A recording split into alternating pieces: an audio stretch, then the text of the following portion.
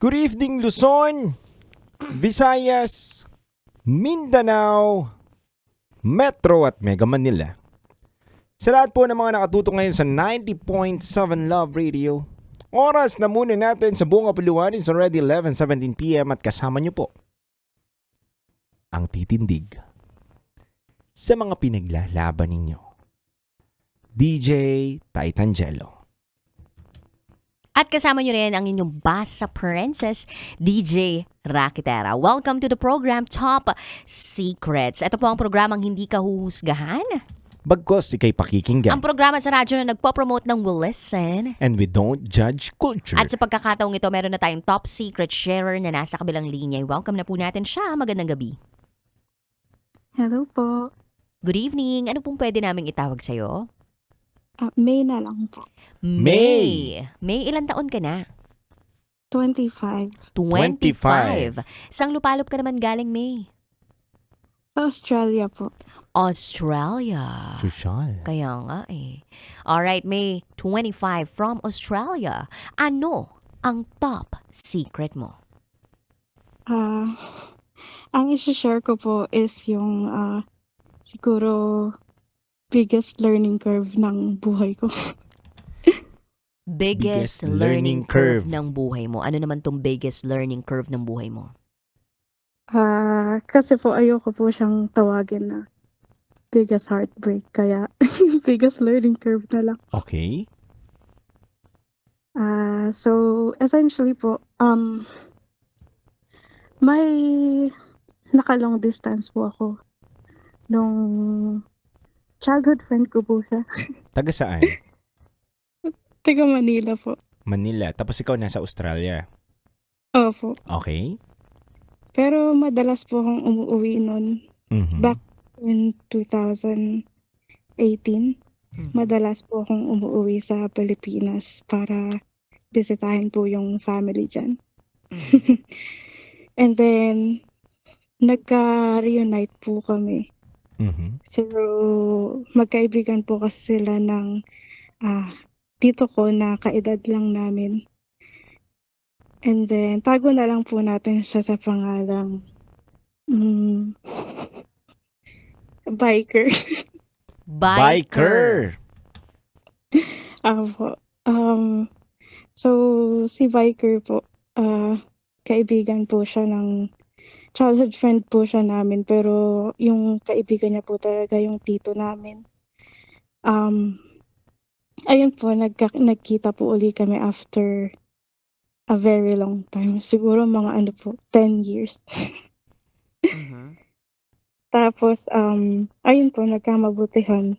Tapos nag-chat. Tapos, naging kami po. Nung naging kami po, nasa Pilipinas po ako nun. Tapos, nag-aaral po kasi ako ng high school. Kaya bumalik po ako ng Australia. Tapos, ayun po, nag-long distance po kami. Okay naman po nung una kasi pareho po kami ng hobby. Naglalaro ganun ng Mobile Legends. Tapos po, ayun, okay naman po. Madami pong nangyari. Parang, kasi po medyo bata-bata pa din. Parang, Mapusok pa, mapusok. ayun po, madami pong, hindi naman po pagsubok, pero Mapusok. madami pong, hindi naman po mapusok. Okay. Pero, ano po, anong tawag? Siguro po siya mapusok. Mhm.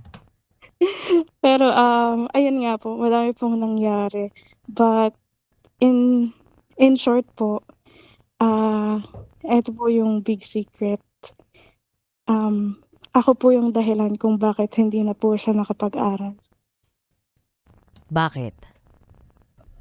So, 2 years later po, 2 years into relationship, nagkakalabuan na po kami. Kasi parang nanlalamig po siya sa akin. Unknown reason kung ba't siya nanlalamig sa akin. So, na-weirdan ako. Feeling ko may iba. So, nagtatanong po ako sa mga ka-churchmate nila, gano'n, kung may kung may iba. Yung isa pong tropa namin, sabi po niya kaibigan lang daw po. Pero yung tito ko po sinasabi niya parang iba daw po yung closeness nila. And then nakipag-cool off po ako sa kanya. So sabi niya po sa'kin nun, hindi niya na daw po ako mahal tulad nung una. Mhm. Ah, Parang na-weirduhan po ako kasi parang out of nowhere naman, 2 years na tayo tapos bigla mong sasabihin sa'kin ganyan. And, pauwi-uwi po ako ng Pilipinas siguro every 3 months. Umuuwi po ako tuwing bakasyon sa school. So hindi naman po siya parang lack of communication gano'n kasi araw-araw din po kaming nagvi-video call. Um, Ayun tapos tinanong ko po siya kung bakit. So sabi niya po umamin naman po siya na parang nalilito daw po siya sa nararamdaman niya. Pero, sabi ko po ba't ka naman nalilito? Ah, Ayun po ta's sabi niya po, may nakaka-close lang daw siya gano'n, ta's gusto niya daw po munang linawin kung ano daw po yung nararamdaman niya para dun sa babae. Siyempre po nasaktan po ako kasi actually po parang naging sugar mommy po ako sa kanya. So, um, ano po kasi ako working student po ako simula nung high school. Siya po, mahirap na buhay po sila. So ako po siyempre as nakikita ko po siya sa future ko, parang gusto ko po siyang tulungan na umangat sa buhay. So, ginawa ko po talaga lahat ng makakaya ko. Yung yung thesis niya po nung high school para po maka-graduate siya ng grade 12, ako po yung gumawa. Ah, Tapos po, ah, nag-a-apply po siya nun, gusto niya daw pong maging architect. Ta's, hindi po siya makahanap ng school na a-applyan kasi wala pong tumatanggap sa kanya na maging scholar kasi po hindi po gano'n kaganda yung grade niya ta's wala po silang pera. So, ako naman po, gusto ko po siyang magkaroon ng future, tsaka matupad po yung pangarap niya. Ginawan ko po siya ng ginawa ko po yung essay para po sa application po sa college. Tapos nakapasok po siya ng scholarship dahil sa'kin. So, ayun po nag-aaral po siya tapos yun po, kahit po ginawa ko yun parang hindi po naging sapat, gano'n. Ta's parang sabi niya po sa'kin nun nung nakikipag-cool off po ako na gusto niya daw po kasi nandun ako sa tabi niya. Gusto niya daw po yung nakakasama niya, gano'n. Tapos, ayun po, after po nung cool off namin, nagkabalikan po kami actually kasi wala po akong napatunayan, eh. Wala Mhm. po akong nahuli. Tapos po, ayun po pagkatapos po nun nagkabalikan nga po kami mga September 2019. Tapos po, ayun, okey naman po nung una. Kaya lang po bigla po siyang parang nagbago po talaga siya.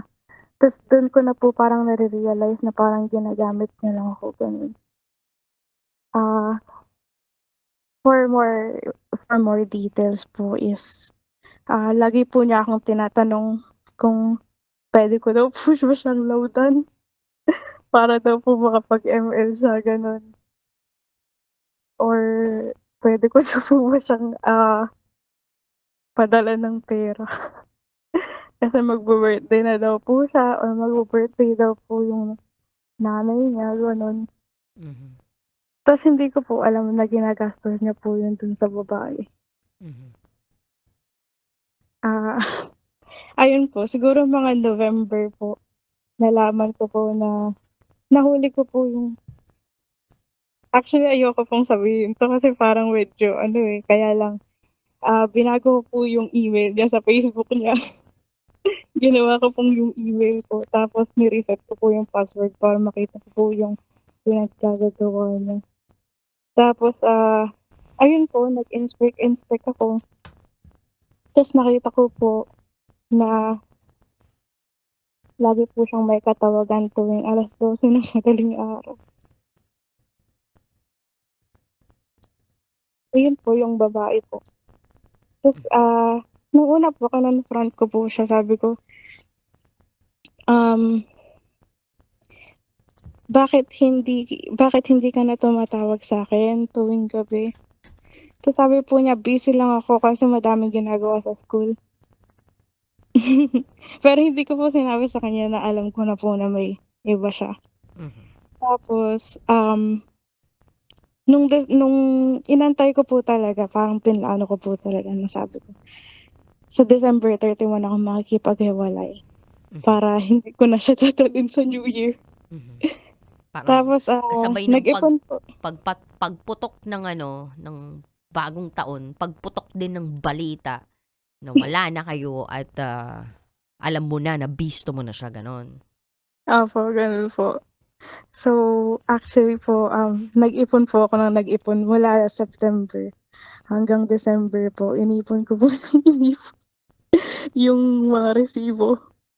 So, pinag-i-screenshot ko po lahat, yung friendly date po nila, tapos yung, ah, pakuno niyang birthday cake, yung sa girl, na galing pala sa'kin yung pinambili niya ng cake. Tapos, Yun ang masakit eh, no? Kapal. opo. Tapos nung Christmas, meron po silang couple shoes ta's galing sa'kin yung pinambili. Kapal. Di ba, pumorma yung lalaki tapos hindi sa kanya yung pera. Opo, Masakit tapos yun eh. nangongolekta po kasi ako ng One Piece na yung mga One Piece anime gano'n. Oo. Nangongolekta po Sila ako nun. Luffy, Ta's sila... nagulat po ako. Pinadala ko po kasi sa kanya yun kasi siyempre nagkikita po kami 'pag umuuwi kami. Sabi ko po, kukunin ko pag-uwi ko. Mura lang naman po yun, kaya lang siyempre nangongolekta nga po kayo tapos binigay niya lang din sa babae. May, nagtataka lang din ako habang kinukwento mo to, natatawa ka. Ano nararamdaman mo ngayon? Bakit ganun? Siyempre, dapat nalulungkot ka. 'Di ba? Nasasaktan ka. Pero bakit ngayon natatawa ka na lang ngayon? Okay na ba? Magaan na lahat? Opo, may second part po kasi yun kasi Okay. medyo matagal na po 'to, eh. Okay, sige. So, ayun po. So, So, sugar mommy ka ah, pala, May, no? parang gano'n nga po yung Biruin mo, nangyari. nagregalo ng sapatos dun sa babae, galing sa yung pera. 'Di ba? Dapat 3 na Opo, binili niya, sinama ka niya para 3 kayo pare-parehas may sapatos, 'di ba? kaya Ganun nga eh. po, hindi pa ako dinamay. Madamot din eh, no? Ah, ayun po, hindi hindi lang po yun, pati po actually po, pati yung tuition fee niya po ako yung nagbayad. Kaya hindi siya nakapag-aral. Kaya hindi siya Hindi nakapag-continue ng pag-aaral. hindi pa po iyon. Ay, hindi pa yon. Kasi Opo, Iba pa. naisip ko lang na kaya hindi siguro siya nakapagtuloy ng pag-aaral kasi tinanggalan mo na siya ng Sustento. sustento. iba pa po yun. Ay, So, iba pa. Ang Iba pa, dami. iba to. Grabe ang haba. Nandun pa lang yata tayo sa first part. Oo. po, Naipon niya to so sa Australia eh, pinadala niya sa Pilipinas. Nakaabot pa siguro to ng Melbourne, Yeah. tsaka Sydney, Perth. Tapos ginastos lang sa Caloocan. actually po sa sa Quezon City. Quezon Quezon City! O, tapos, Ayun po, tapos po, nung ayun nga po, nalaman ko po nung Pasko, so inipon ko po siya. Ta's nung 31st po, tumatawag po siya sa'kin. Mhm. Tapos, sabi ko po sa kanya, "Hindi kita masasagot kasi maingay dito, pero Happy New Year." Tapos pinasabog ko po yung yung balita. Sinend ko po sa kanya lahat ng screenshot na niloloko niya ako. Ay, anong reaksyon? Nung una po dinideny niya pa. Tapos sabi ko, "Ha?" Paano mo nalaman to? Dahil nga dun sa email, nakakuha mo lahat. Opo. So nabubuksan ko po yung Nabubuksan Facebook mo, niya. oo. Opo. Tapos ayun po, binalik ko naman po yung Facebook niya. Pero ayun po, pagkatapos ko po siyang mahuli, dun ko po binalik. Tapos po, ayun, after po nun, nalaman ko po, nung nag-break na po kami nun, siguro mga 3 months after po, mga March, ganun. Nalaman ko po na hindi po sila nagkatuluyan nung girl. Kasi, tinutime po siya ng babae.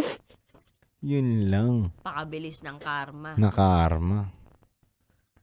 Ayun po, Pero may ano tinutime mga po. banatan niya dun sa mga message niya dun? Kwentuhan mo naman kami. Ano yung mga sinasabi niya dun sa babae na pambobola? Di ba kunyari, No, regaluhan niya ng po. sapatos, bibigyan niya ng mga something na galing naman pala sa'yo. Paano niya dinidiskarte yun? Po, tinatanong nga po siya ng girl kasi mga Nike, yung mga Nike pa yung mga branded po talaga yung Mm. binibili. Tapos sabi niya po tinatanong po siya ng girl, "Paano mo naman nabibili yan? Eh, mahirap lang naman kayo." Ano sagot niya? Sabi niya po, "Pinag-ipunan ko talaga yan para sa'yo." Si Rocky natatawa oh. Ang bihira. Damad-dama mo, dude. Natatawa ako kasi natatawa siya. May mga na... I remember so many people. Hindi, pero legit yan yung tinatawanan mo kasi natapos na. Tapos Natapos na. natatawa ka din sa mga ginawa mo kasi grabe pala ang pangit mo pakinggan pero grabe rin pala yung pagpapakatanga mo. Yung Parang na-modus, gano'n. Oo, parang nabudol ako doon. Pero tatawanan mo kasi at least yun lang naman yung nawala sa'yo. Hindi siya nag-stay ng forever sa'yo, di ba? Tama. Opo. Actually po, yun po yung second part ng story. Ito Ay, na. ito na, oh. Ito na. Second Laban, part na laban. tayo. Laban, go. Ah, so, eto po, nung 2020, end of 2020, ayun nga po, 'di ba hindi po sila nagkatuluyan nung girl. Tapos sinusubukan niya po akong kontakin.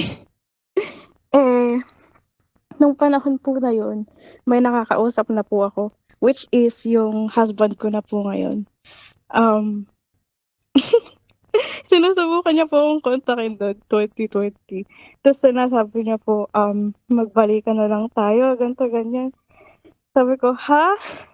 Okey ka lang, okey ka lang?"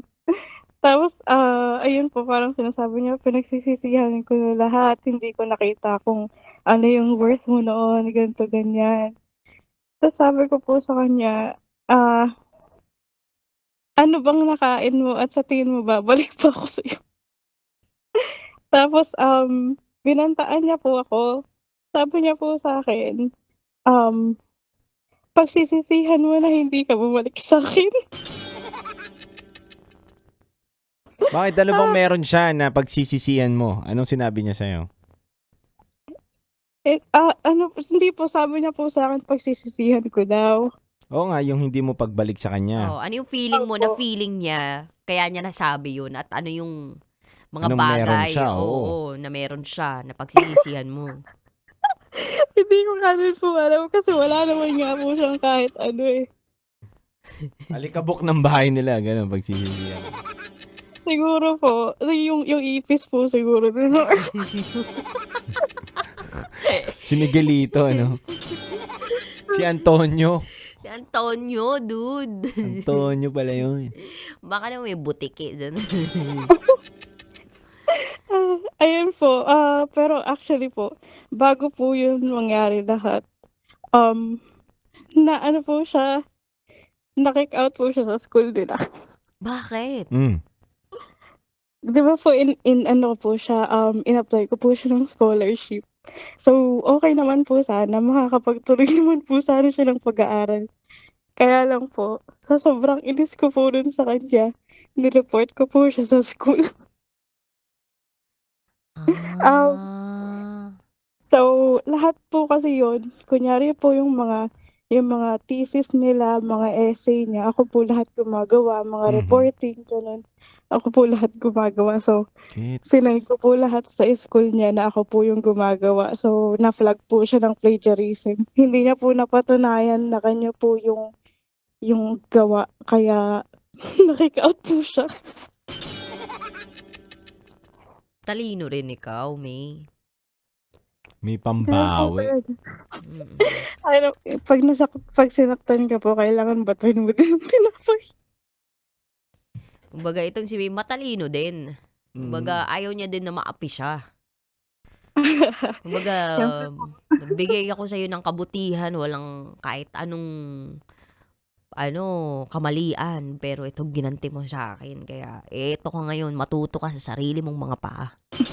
Sabagay, in-applyan niya pala to ng scholarship, no?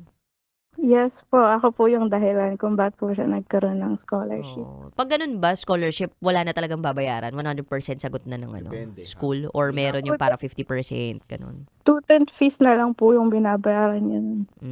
Pero yung student fees, ikaw din ba nagbayad nun? O siya na? Ako din po. Ay,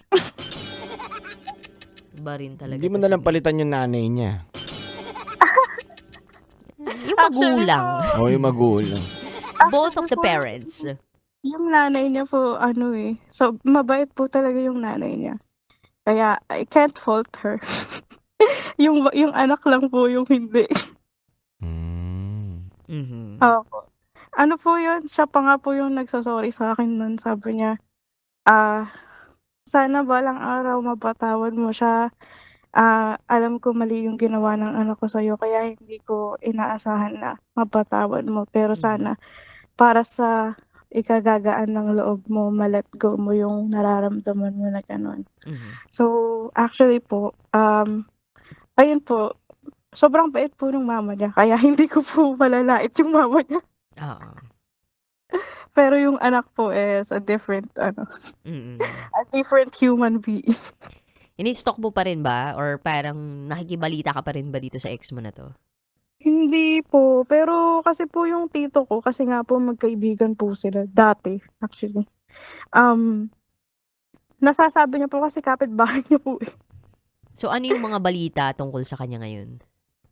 Um, Ayun po after niya pong sabihin na, um, napagsisisihan ko na hindi ako bumalik sa kanya, um, naging smooth sailing po yung, relationship namin nitong husband ko na ngayon. Eh, yung husband ko po ngayon is very different, social status sa kanya.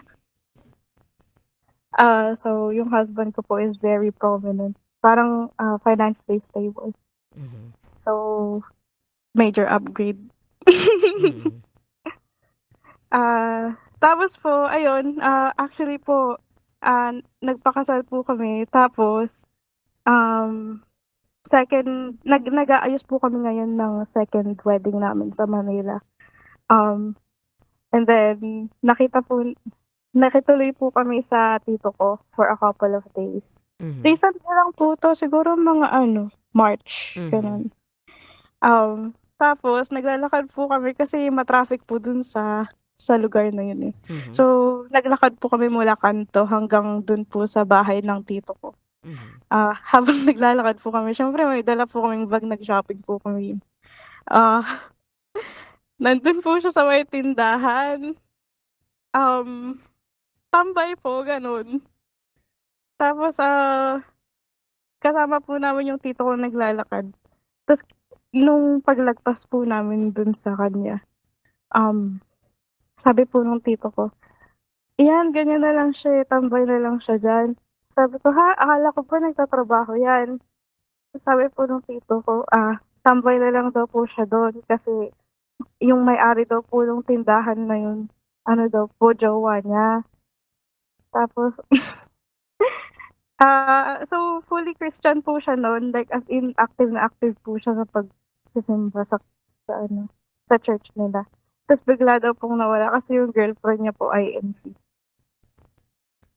Tas nag-convert na daw po ng INC tas ayaw daw pong pagtrabahuhin nung babae. Ayun po, ang huling balita ko po sa kanya tambay na lang po. Tapos, ayun po nung nakita ko po siya parang weird kasi parang naisip ko po, kung ito yung nakatuluyan ko, siguro inis na inis ako sa buhay ko ngayon.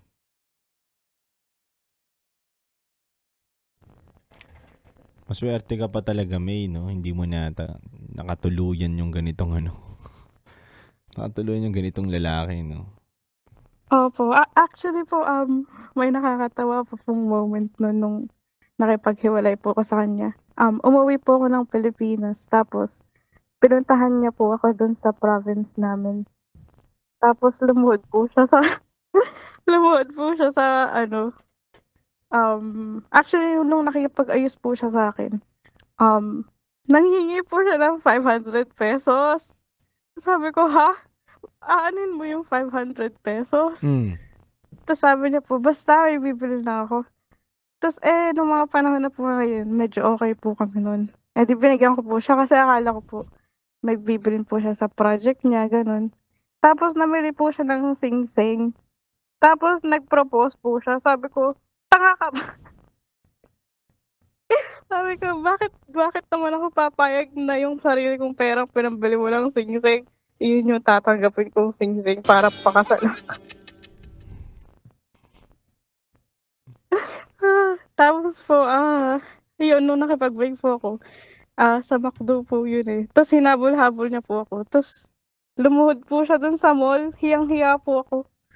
Tas sabi ko ayun, tas sinampal ko po siya. Tas sabi ko po umuwi na siya. Dun na po kami naghiwalay talaga.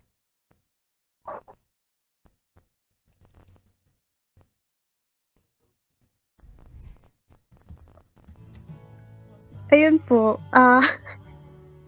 isa lang po yun sa mga naging ex ko. Actually, madami po akong naging ex na parang ganun, eh.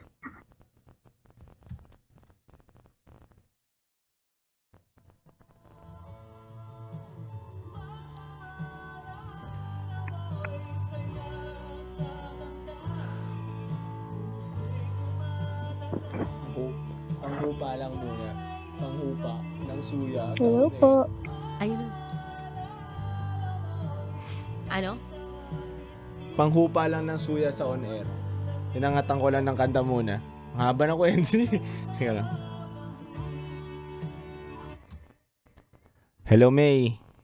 Hello po, nadidinig niyo po? Oo, naririnig ka namin. Mm-mm. At least masaya ka na ngayon. Masasabi mo masaya ka ngayon, May? Opo, kaya nga po sabi ko po learning curve ko po siya kasi, parang iyon po yung dun ko po na-realize na kung gusto niyang gawin, gagawin niya. Mhm. Tapos yung difference po nila ng husband ko na ngayon is very different po. Yung parang feeling ko po kasi sa kanya, dun po sa ex ko, parang nagmamakaawa kung mahalin niya ako gano'n. Mhm. To the point na naging sugar mommy ako sa kanya. Mhm. Tapos ngayon po, eto pong husband ko, parang princess treatment na po ako sa kanya. So, parang magkaibang mundo po talaga. Mhm. So, ayun po, siguro kaya lang po ako tumawag is to share the story and say that, hindi mo deserve na maging option lang. And hindi mo deserve na maging sugar mommy. Deserve mo na maging, ano po, parang tratuhin ka ng maayos ng partner mo, na it's normal to feel safe and to feel special sa partner mo. And you should never lower your standard. Amen. Totoo. Ayan. May gusto ka pa bang sabihin para sa ex mo? Ah, sana po maging maayos yung buhay niya and to make everything clear, kahit isang beses hindi ko po na-regret na hindi siya pinalikan. Huwag kang mag-alala, May. Nagkaayos na ako ng sarili. Yung ex mo nandito pala. May, inaayos ko na yung sarili ko simula nung nawala ka sa feeling ko. Galing siguro sa words nung ex mo, no? Ano po, parang hindi naman po, parang pinilit ko lang. Ay, hindi siya magaling sa mga wordings niya. Hindi siya magaling mag-convince. DJ Ganun. Rocky, di ako magaling sa words pero magaling ako sa Hindi ibang po. bagay. Talaga? So, paano ka nahulog dun sa taong yun? Paano nahulog yung loob mo dun sa lalaki? May itsura ba? Pogi, gano'n? Hindi po. Anong klaseng helmet yung meron ka nung time na yun? Actually po, ma-effort po siya. Ayun, Oh. ma-effort. May Opo, effort ako. Tama. Kasi inisip ko, dalawa lang yan eh. It's either magaling siya mambola or sobrang ma-effort. To the point na napapaniwala ka talaga na good catch siya. Yes, opo, totoo po yan. Yan po yung, dun na po ako nahuli. Mm. Kasi galing po ako sa different relationships na parang walang effort, ganun. Tapos nung dumating po siya, parang sobrang effort niya talagang, ano po kasi siya, artsy. Kasi nga po, di ba, gusto niyang mag-architecture. Mm-mm. So, talagang, kahit wala po siyang pera, kasi alam ko naman po, wala po talaga siyang pera. Talagang gumagawa po siya ng, anong tawag dun? Yung mga paper roses. Origami. Oh, paper roses po talaga, yung rosas po na gawa sa papel. Ah. Tapos po, mahahaba pong letters, ganun. Pero wala namang sense yung sinasabi. Pero, Kinikilig ka nung time na yun, oh. ano po, tas yung mga collage, ganun. Tapos yung mga picture-picture namin, nilalagay niya sa parang, alam niyo po yung explosion box. Ah. Taray nung explosion box. Yan ba yung pag pinindot mo, biglang makikita mo lahat, gano'n? Yung ano po, yung box po siya, tapos tatanggalin niya yung takip. Tapos, may chocolate, ganun. Yung pala Ayun. tawag doon. May Akala ko mga- yung pag pinindot mo, parang biglang may may- surprise box. May litrato dun sa gilid ng mga kahon, ganun. Ganun ba yun? Apo, Yung mga papel. apo. Ganun. Ginawa sa'yo yan, no? Alam ni Titan Jello, eh. Ayan. So, doon ka kinilig. Okay. Apo, dun po niya ako nahuli. Oo. Kaya lang, dun din po siya pumalya. Mm-mm. At least, 'di ba, it's a learning curve for you and it's something that you realize, 'di ba, bago ka maikasal pa dun sa taong 'yun. Mm. And good thing that right now, princess treatment na yung nararanasan mo at hindi basahan treatment and sugar Yeah. mommy treatment. Exactly. Actually, there's an additional po there. Kasi, this one po, I have not disclosed this at all to anyone. Okay. Dapat po may visa na siya sa Australia. Paano mangyayari magkaka-visa? Inayos mo? Inayos ko po. Ano yung tourist? Mapupunta Tourist ba? Ano ba? Partner visa po. Partner visa. Sana all. Bang level yung partner visa. Pag ganun, kailangan mo pa ng mga iba't ibang dokumento para ilagay doon, 'di ba? Malalim yun, Oh. ah. Opo. Tapos sabi po ng mga kakilala namin, sayang Australia na sana, naging tambay pa. Fairness naman dun sa mga kaibigan mo, ha? Naging mabisa na lang, no? Oo, eh. Hindi, tsaka sabi mo, hindi mo dinidisclose kahit kanino, pero nalaman ng mga friendship mo. Oo. Nalaman na rin namin. Nalaman tuloy namin. Pati buong Pilipinas alam na. Hindi po kasi sinasabi po nila yun kasi yung nasa Australia na nga daw po yung jowa. Tapos naging tambay na lang.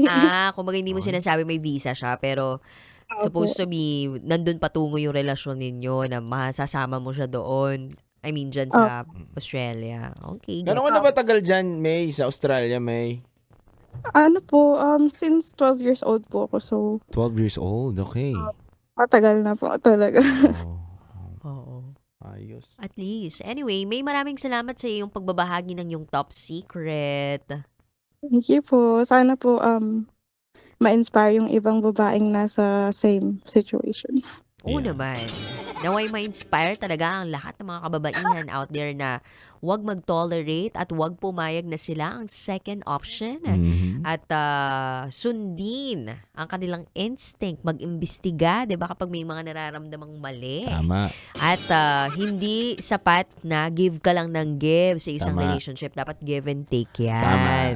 Totoo yan. Tsaka medyo kabahan ka na kapag ikaw yung laging gumagastos. Tapos babae ka. Yan talaga yun eh. Parang unang red flag po yan. Dapat. Medyo matagal din bago ko na-realize yan. Pero,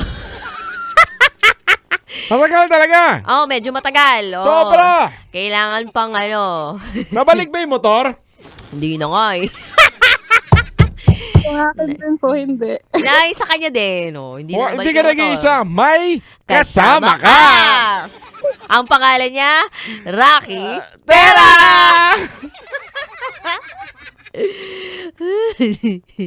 De, pero buti na lang yung asawa ko. Uy, kunwari nadaan yung asawa. Dumaan kasi yung asawa ko eh, kaya sabihin ko na to. Napakabuti. Oo, siya talaga, alam mo yung asawa ko talaga, siya nagpa-realize sa akin ng Disney Princess. Disney Princess treatment. Yan. Oo, kahit nung nanganak ako, Fiona yung itsura ko.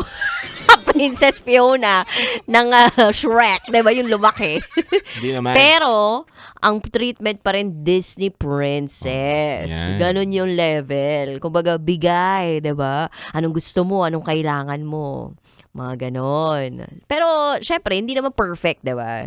Pero ang mahalaga dito, hindi na ikaw yung lagi at lagi lang talagang nagbibigay. Naggi-give, Kasi oo. mauubos ka pag ganun eh. Tsaka mararamdaman mo rin talaga kapag may mali na dun sa isang relasyon eh. Totoo. Na, ay, parang ako na yung nagagamit dito eh.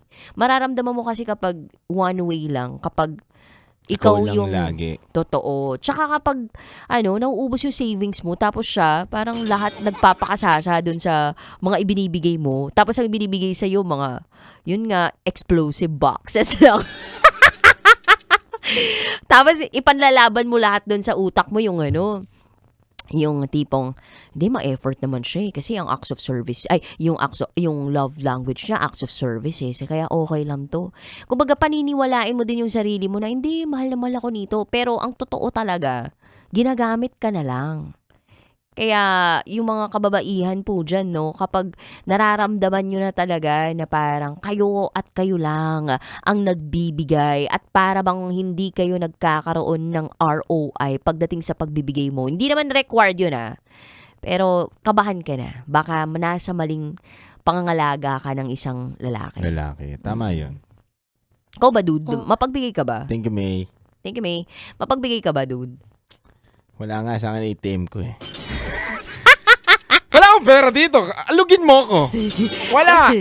Wala. Sa bagay, buti pa si Titan Jello, talagang isinusuko ang Ang wallet. Ang ATM. totoo. Lahat. Lahat, dude? Sukong-suko, Oo naman. Wala kang mga hidden, accounts? Hi. Di ka nagtatago ng pera sa loob ng sasakyan mo? Wala. Hi. Bakit ganyan yung itsura mo? Pinandidilatan po ako na mata ni Titan Huwag Jello. mo lang mga ganyan usapan. Basta tayo nag-surrender na tayo. Alam ba na may Charot! Hindi, ang sinasabi ko, alam ba na may natanggap tayo ngayon na sako-sakong pagmamahal, top Yan. love from Top Breed! Kung gusto mo na magandang breed ng aso, mag-top breed ka muna! Totoo! Alam mo, nandito na naman yung kaibigan natin, si Angelica Jane Rada Atong, Yan na Na! nagdala ng sako-sako na top breed products. Hindi lang pang aso, Yan. hindi lang pang pusa, kundi meron ding pang aso na maliit. Ang tawag doon ay adult mini. Yan. Oo. Alam mo ba, nabibihira lang sa mga brands ng food ng dogs, na magkaroon ng ganung specialized food for the adult mini type of dogs. Yung mga maliliit na, kami yung aso namin, Pomeranian. Wow. Yes. So, parang ang hirap din humanap ng for them. Tama. Kasi nga parang iniisip nila parang mga malalaking aso yung mga na to. Pero talagang may para sa kanila na yung formulation ay talagang pinag-isipang maigi. Top breed lang yan.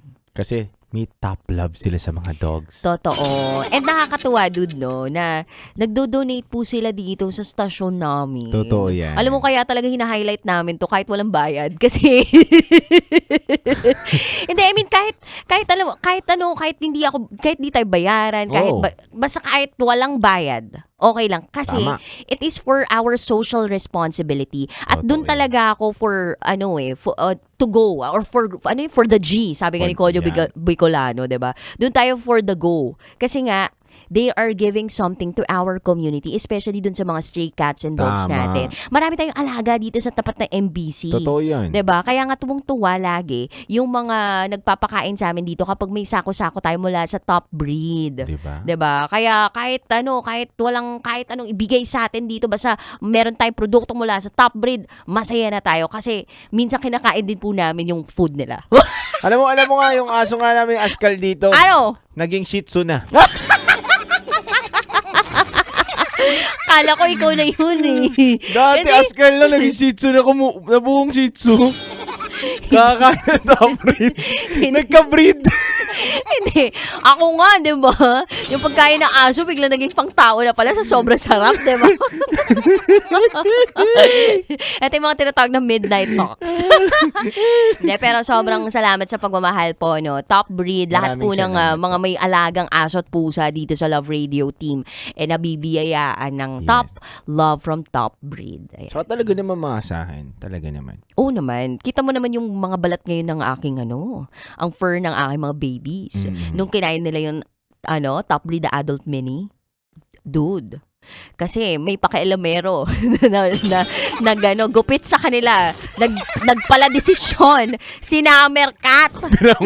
Pinangunahan kami. Summer naman po eh. Totoo. Pagdating sa bahay namin, kalbo. Pero buti na lang ngayon, pagkakita ko, kasi parang mga 2 weeks na sila nag-adult mini. Yeah. Sabi ko, ay, buti naman, tumutubo na yung hair. Ang ganda ng tubo. Shiny. Tapos, shiny. Tapos, nung kinapaka pa ako yung ay, in fairness, parang lagi naka-aircon. Yeah. Diba? Totoo yun.